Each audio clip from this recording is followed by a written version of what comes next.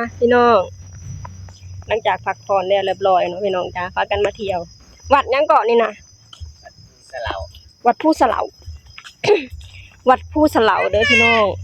ข้ามน้ำโขงมาเนาะพี่น้องข้ามน้ำโขงหรือน้ำคลองมาพี่น้องจ้าถ้าทุกถามลุงว่าอยู่นี่อันขามพ่อขามมาอันน้ำโขงมาแล้วนะเป็นฝั่งไทยบอกเพิ่นว่ายังบ่แม่นฝั่งไทยเนาะพี่น้องยังเป็นฝั่งลาวอยู่เพิ่นบอกว่าจะไปอีกแล้วก็จะมีเป็นแบบลู่อน้ำนะพี่น้องถึงจะเป็นฝั่งไทยเนาะพี่น้องเนาะบรรยากาศงามพี่น้องจ้าเดี๋ยวจะตุกใจเบิ่งวิวนี่วิวงามคักงามคักแม่เอาถามมาพูดเอาถามมานี่แม่มาบูชาแม่ใช่บูชานี่แบบบูชา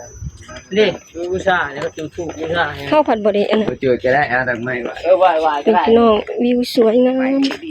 สวยมากอันนี้คือครัวยังอันนี้ครัวยังก็ครัวปากเซ่ครัวปักเซครัวลาวใต้ครัวลาวใต้ปักเซครัวขามเมื่อ2 เมกครัวขามเมื่อ2 เมกครัวตัวนี้แหละอ๋อ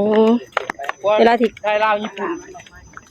ครัวไทยลาวญี่ปุ่นเวลาที่คนลาวจะขามไปทำงานก็คือต้องผ่าน2 เมกเนาะพี่น้องก็คือผ่านครัวตัวนี้เนาะพี่น้องเนาะอันนี้ต้องพูดกับเรานี่ครัวปากเซลาวไทยวัดผู้เฉลาที่หมอลำอินแตงมาโดดครัวกับครัวนี่แหละพี่น้องจ้าที่ย่างนี่แหละที่ร่างกันต้องร่างหนึ่งค่ะกระป๋อมพระองค์ใหญ่เดี๋ยวไปเห็นได้ลูก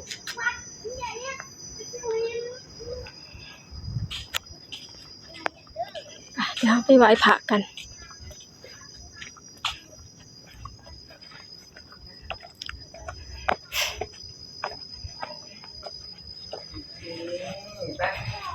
ถูกแล้วแดดเลยแดดถูกกับเผาดูประเดี๋ยวแดดเลยไปแม่ยังไม่ได้ถูกเลยให้แม่ไปถูก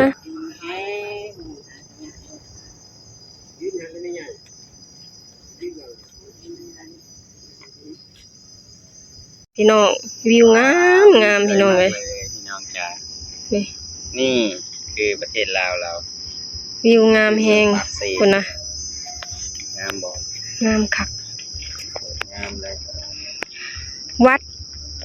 ภูสะเหลาวัดภูสะเหลา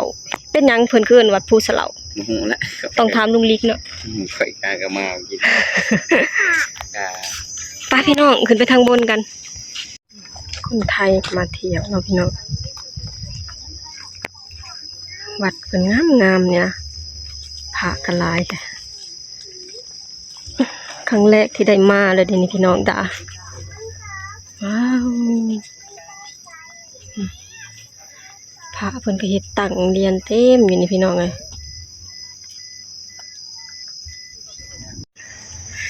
เบิ่งเพิ่นสร้างพระใส่หลายคัก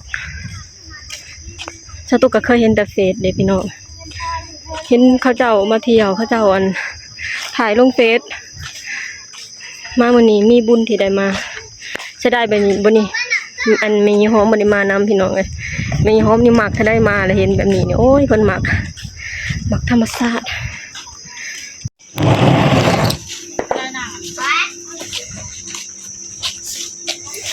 งานขายที่ระลึกใหญ่เลือกแหวนถ้าได้ไหมจ้างได้ยังว่าการไปได้นางเป็นหิว85ใช่ตัวไหน85มันเหลืองมือจะตู้เหลืองนะมือก่อนนี่น้ำนางบ่นะ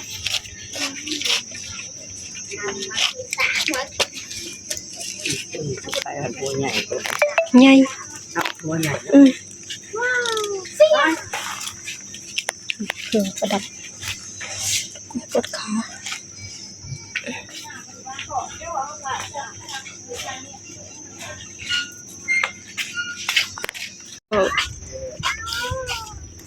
ยังได้ยังเลย อยู่นี่บ่มีดอกหานข้าวเปียก กินช่างเหรอกินยังสบายเนาะ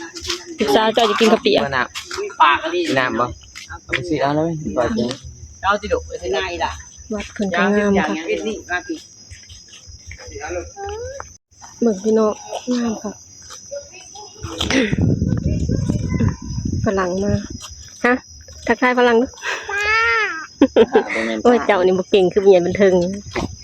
บ่เก่งคือผู้ใหญ่เลยผู้ใหญ่ทักทายผู้ใหญ่ทักทายแล้วเด้ เป็นไงเป็นป้ากับลุง ป้ากับลุง โมเมนต์ลุงหนู บ่แม่นลุงบ่แม่นป้าล่ะเนี่ยลูกเอ้ยเขา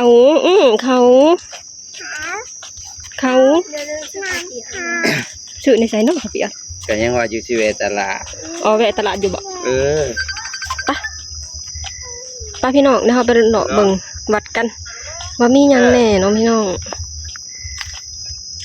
นั่นเดี๋ยวกระดิกก่อนแล้วว่าไป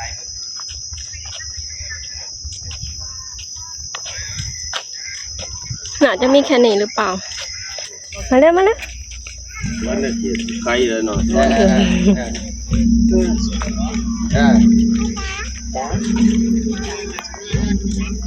กินงานที่ร้านคุณ นี่อันนี้คือพี่น้องชาวไทยของเรามาเที่ยวได้พี่น้อง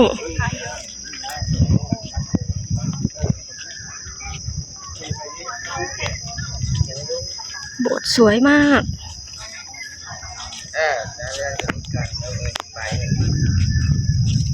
ชมวิวกันพาคนหน่อยไปตีของเนาะโอ้ไม่ใหญ่ก็ไม่ไหวค่ะอะไรได้ไม่ใหญ่นะพี่น้องโบสถ์งามนี่มาเบิ่งข้างหน้าแห่งงามเบิ่งงามค่ะ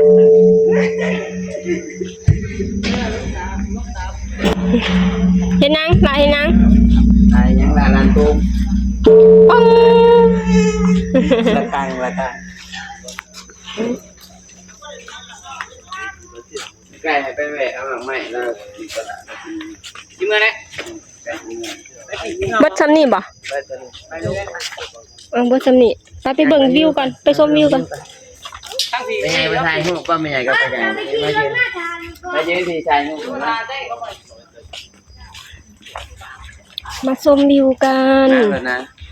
มาชมวิวกัน จะไปถ่ายเจ้างามก็มันไม่ก็ ยังไป นี่เกาะนี่สลับ ข่อยผู้สลาวนี่พี่น้องว้าววิวสวยวิวสวยมากนี่พี่น้องมีคนอินด้วย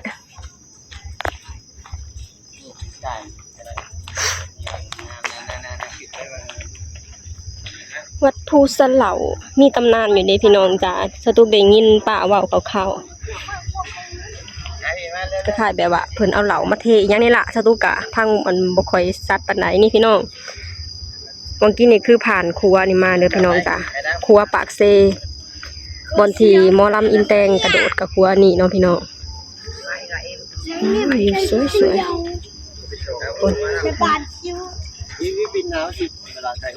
มื่อคืนนี้ล่ะพี่น้องจะพากันกลับแล้วว่าทีนี้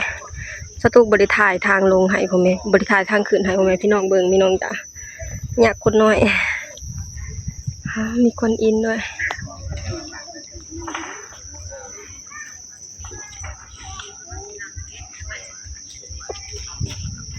เมื่อว่าบัดนี้ ไปนะกูไก่ขาดจังหน่อยแล้วจะมีกับป้า ปะเมื่อ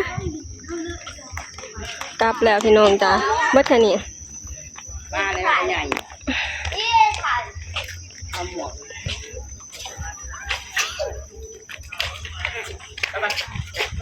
ค่อนข้างส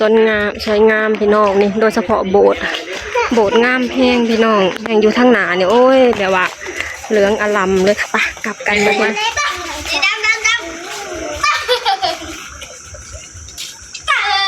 ดื้อละแสง ศรัทธาสร้างศาลาโฮงธรรมและศาลาหอไซเอาขอแล้วไหม